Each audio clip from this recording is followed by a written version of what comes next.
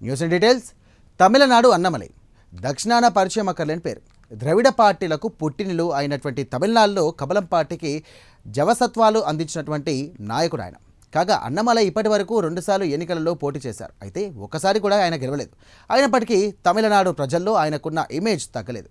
కాస్త అన్నమలై ఇటీవల ఆయన స్వంత పార్టీ పెట్టబోతున్నారన్న వార్తలు గుప్పుమంటున్నాయి. అయితే దీనిపై స్పష్టత రావాల్సి ఉంది.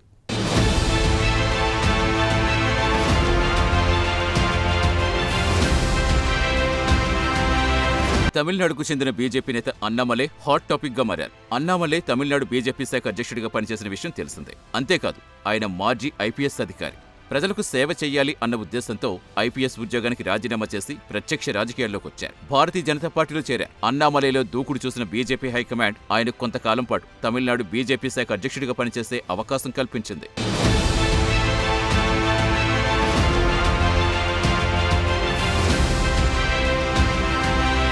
అయితే ఇటీవల జరిగిన అసెంబ్లీ ఎన్నికల్లో అన్నామలై ఎక్కడా ప్రచార కార్యక్రమాల్లో పాల్గొనలేదు. ఎన్నికల పట్ల చాలా నిరాసక్తతతో వ్యవహరించారు. అంతేకాదు త్వరలో ఆయన సొంతంగా ఒక రాజకీయ పార్టీ కూడా పెడతారనే వార్తలు వస్తున్నాయి. కాగా జూన్ 4వ తేదీ అన్నామలై జన్మదినం.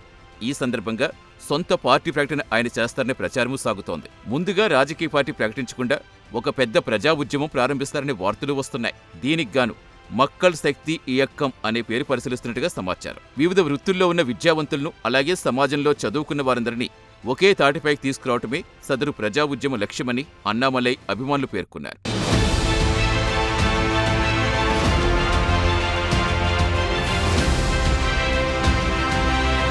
కాగా ఇటీవల కాలంలో బీజేపీకి ఆయన దూరంగానే ఉంటున్నారు. బీజేపీ అనుసరిస్తున్న విధానాలపై బహిరంగంగానే విమర్శిస్తున్నారు. ప్రధానంగా సీబీఎస్ఈ విద్యార్థులకు త్రిభాషా విధానానికి సంబంధించి కేంద్ర సర్కారు తీసుకున్న నిర్ణయం ఆయన తీవ్రంగా వ్యతిరేకించారు. ఇదిలా ఉంటే కోయంబత్తూరు ఆయన కార్యక్షేత్రం అనే విషయం తెలిసిందే. దీంతో అన్నామలైకు మద్దతుగా కోయంబత్తూరులో పెద్ద ఎత్తున పోస్టర్లు వెలిశాయి.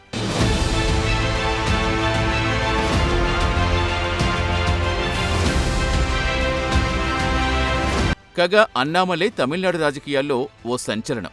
కిందటిసారి అసెంబ్లీ ఎన్నికల సమయంలో తమిళనాడు రాజకీయ యవనికపై తాజాగా అవతరించిన కొత్త నాయకుడు.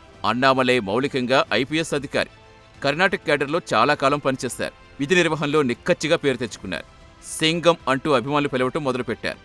అయితే ఐపీఎస్ అధికారిగా కంటే రాజకీయవేత్తగా ప్రజలకు ఎక్కువ సేవ చేయవచ్చని భావించారు ఆయన. దీంతో 2019లో ఉద్యోగానికి రాజీనామా చేసి సొంత రాష్ట్రంపై తమిళనాడుకొచ్చారు.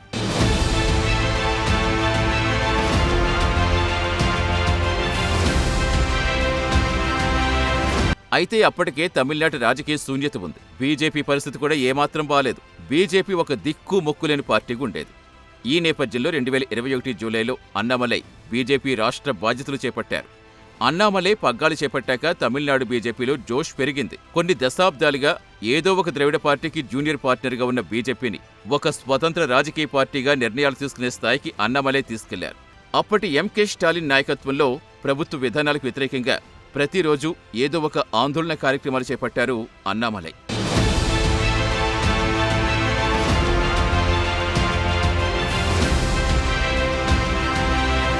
మరోవైపు ఎన్ మక్కల్ పేరుతో తమిళనాడులో సుదీర్ఘ పాదయాత్ర నిర్వహించారు అన్నామలై. దీంతో తమిళనాట సామాన్య ప్రజలకు అన్నామలై బాగా దగ్గరయ్యారు. ఇదిలా ఉంటే అన్నామలై బాగా ముక్కుసూటి మనిషి.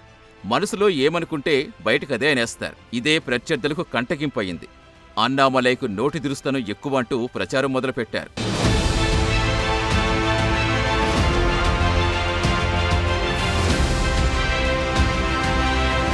వాస్తవానికి అన్నామలై ఇప్పటి వరకు 2 సార్లు ఎన్నికల్లో పోటీ చేశారు. తొలిసారి 2021 తమిళనాడు అసెంబ్లీ ఎన్నికల్లో పోటీ చేశారు. అయితే ఆయన ఓటమి పాలయ్యారు. ఆ తరువాత 2024 లోక్సభ ఎన్నికల్లో కోయంబత్తూరు నుంచి పోటీ చేసి మరోసారి ఓడిపోయారు. అయినప్పటికీ అన్నామలైకు తమిళనాడు వ్యాప్తంగా ఒక అభిమాన సమూహం ఉంది. సమర్థుడైన ఐపీఎస్ అధికారిగా ఆయన సంపాదించుకున్న పేరు దీనికి ప్రధాన కారణమైంది.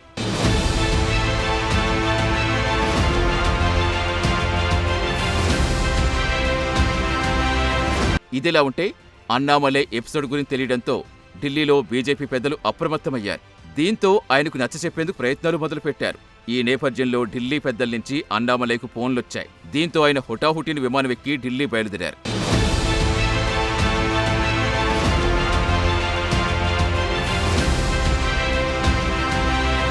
ఇదిలా ఉంటే అన్నామలైని బుజ్జగించేందుకు బీజేపీ అధిష్టానం ప్రయత్నాలు మొదలుపెట్టినట్టుగా సమాచారం.